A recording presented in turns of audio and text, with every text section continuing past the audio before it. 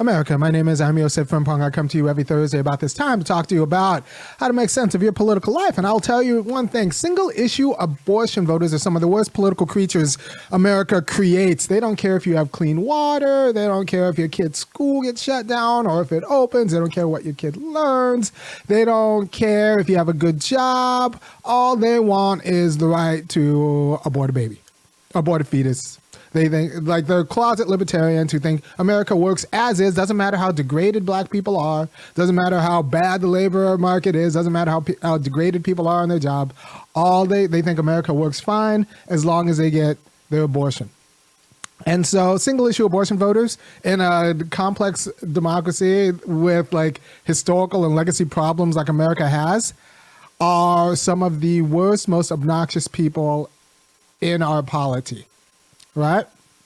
And it doesn't matter which side of the issue it is. If that's your one most important issue, you are in the face of standing degradation and, like, in a nation that has to make that decides war and peace and where to drop bombs and drones, and, like, if that's your one issue that covers everything else, then I find you pretty obnoxious, and I think you should be ashamed of yourself. However, you might be useful, right? So I did a video before about when Dobbs first dropped about how the influx of single-issue abortion voters was going to be a problem, because then it's just the richest single-issue abortion potential candidate who enters the room.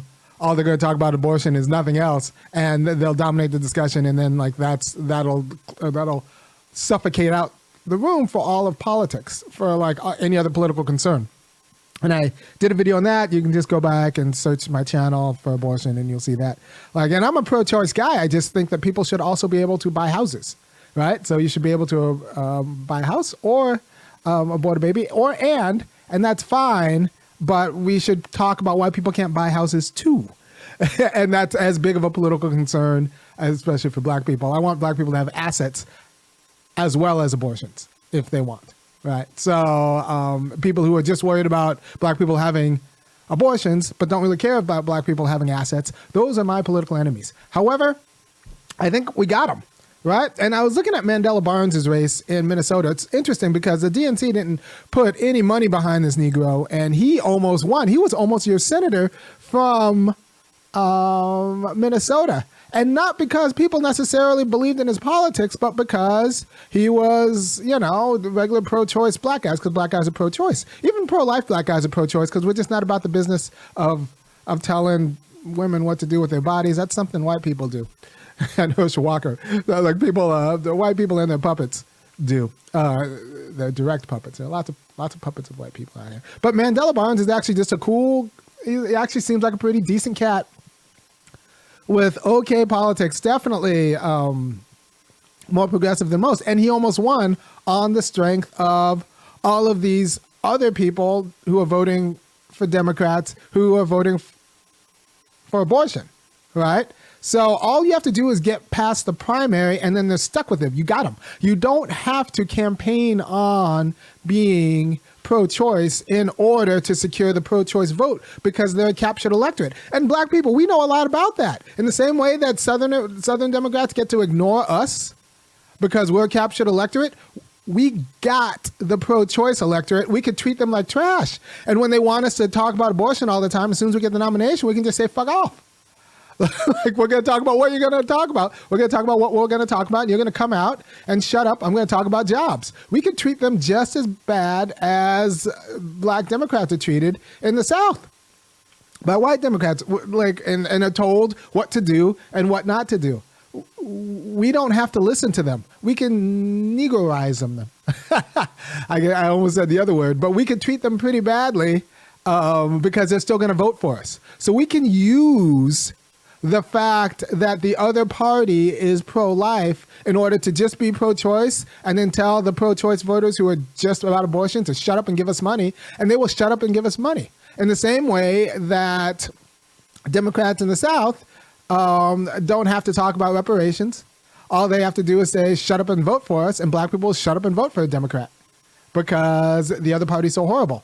So we can use the fact that the Republican Party is so horrible on abortion in order to actually talk about other things and win, because they'll vote for us because we're pro-choice, and then we can just govern and say like, yeah, like have the pro-choice votes, but then like do what we want to do with most of our other time, kind of like how Trump did with abortion, right? So we can use that strategy, and I think we know that strategy well because we just think about all the times that we're captured and how we're hosed, and we could use that to actually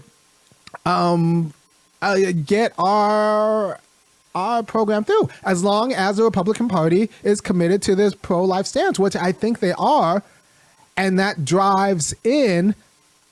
Now, I'll be honest, you do this, you're not going to be, they're going to moan, because like a lot of these white women who want abortions and want them now and think that that's all you should be talking about, they expect you to talk about their issue. You just say, shut up, I'm going to vote pro-choice, and you're going to vote for me because you don't have any other options, right? It's a different muscle we're going to have to exercise. You know, a lot of us didn't grow up telling white women to shut up, but, you know, they need to hear it.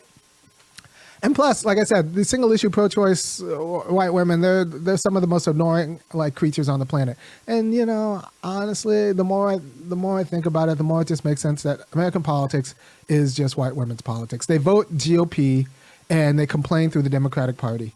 And there's this idea that the white women in the Democratic Party and the white women in the GOP are completely opposite, but no, they're not. They don't fight each other. They're not really going to fight each other.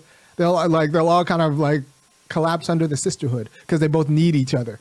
The white liberal women need white conservative women to do the governing for them, and the white conservative women need the white liberal women so that the white conservative women have a little bit more space in their house so their husband doesn't treat them like complete trash. Right?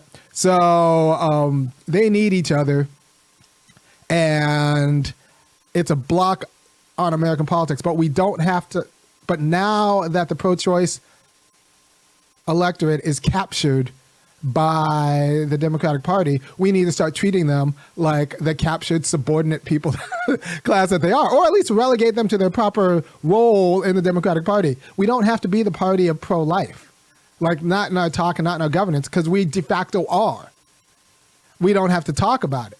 They don't have any other place to go. And we need to start acting like they don't have any other place to go. They're going to come out. They're going to vote. They should just hush, or we should tell them to go to the other party, which they can't now. Right?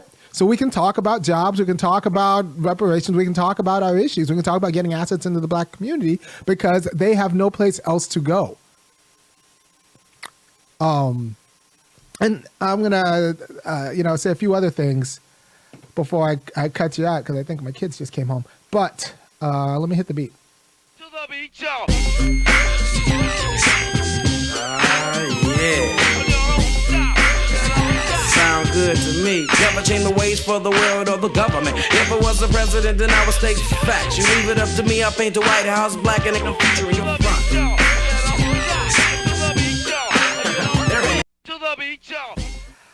Yeah, Mandela Barnes was Wisconsin, not Minnesota. You know, I forgot.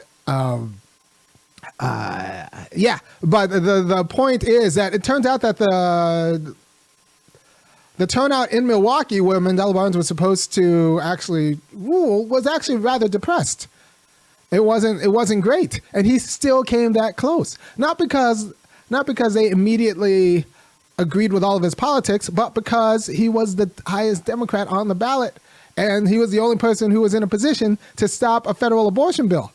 So as long as it doesn't, these people don't have to like you or agree with you. They'll still vote for you because they don't have any other options. And we need to use that. That is a particularly queer place for black people to be in American politics. Because usually we're the people who are stuck, not the shot callers who get to stick other people. But we need to understand now that we're actually in a position where we could say, we're going to talk about what we're going to talk about, and you're going to hush because you need us. All we have to do is get to the top of the ballot, right? So we need to weaponize this. And I gave the other argument about how this is bad for democratic politics and race politics, because the people it's bringing into the party don't really care about race politics, don't really care about labor politics. They are just white women who want their abortions. But this is another way where it could be good if it's such an overwhelming force, and the people it's bringing in are so shallow in their politics, they'll vote for any Democrat. So we just have to be the Democrat who they vote for. And we can pretty much do anything we want, the same way that like Trump did whatever he wanted. The Mormons didn't like Trump in Utah. No, they hated Trump. They thought he was gauche and probably going to hell. But they voted for him because of pro-life. We could do that to everybody else, except we'll be the pro-choice people. We'll govern the way we want, and we'll give them their pro-choice, and then we'll tell them to hush and sit back down when it's time for us to pass reparations, when it's time for us to pass everything. So this is going to be a different muscle to exercise, because we're used to kissing these women's butts, and they're used to having their butts kissed. But we don't have to do that. And if they have a problem with that, they might not give us money. They'll give a third party money who will run ads saying vote for the Democrat, and we just happen to be the Democrat. Right? So we can press them. We can press them because we don't need their money, because they don't have any place else to go. They don't have any place else to go, and we need to use that to get our issues forward. They will elect us. We just have to beat them. And the only problem is going to be the primaries. But don't let people tell you that we have to campaign on abortion. Abortion campaigns on itself. Let other people campaign on abortion on our behalf. We campaign on what we want to campaign on. Does that make sense? So American politics for the last, my life pretty much is the politics of white women. When white women want healthcare to be the issue, healthcare is the issue. When white women want guns to be especially on the Democratic side, when white women want guns to be the issue, guns are the issue. Whatever issue white women want is the issue that Democrats run on. Except now it doesn't have to necessarily be the case. They can really, really want abortion, and we don't have to say anything about it. We could talk about our stuff and they'll still vote for us. Right? And so that's a change in mind that we need to get serious. And you're hearing it here first. I haven't heard anybody else actually put the case out in long form. So you're hearing it here first. So go back and watch this video a few times and then think about, how did Mandela Barnes almost win Wisconsin? And he's actually, like I said, he's actually he's a progressive, he's a black dude. He's a young black dude who isn't super schmarmy or hides the fact that like he thinks like young black dudes do, which means he's got pretty good politics. And he still almost won because everybody else came out and like understood that he was the only guy who was going to stop within a point. The DNC starved him. They put money behind Raphael Warnock. They put money behind Val Demings. They starved him. This Negro almost won Wisconsin by himself. Or without the big party coming to spend a little bit of money, because they just didn't take him seriously. But he almost won because of all of these other people who voted for him because he was, the pro-choice guy. So we have to use the single issue abortion voters as a captured electorate. We have to use them for their votes. And when they try to tell us how to talk, because that's what they're going to try to do, we just tell them to fuck off. And that's the attitude we need to take, because they are a captured electorate. We thank them for their vote, but we don't have to talk about their talking points. We don't have to run on what they want us to run on, because they are a captured electorate. They're not going anywhere else, and they can advertise for themselves. And think a lot about what the Mandela Barnes quasi-victory almost means, because it actually opens up possibility. We just need to treat single-issue abortion voters like the South treats black people. You need them, but you don't have to talk about their issues. You need, like the Southern Democrats treat black people. You need them, but you don't have to talk about their issues. And when you expect them, and when they want you to talk about their issues, you just say like, no, where are you going to go?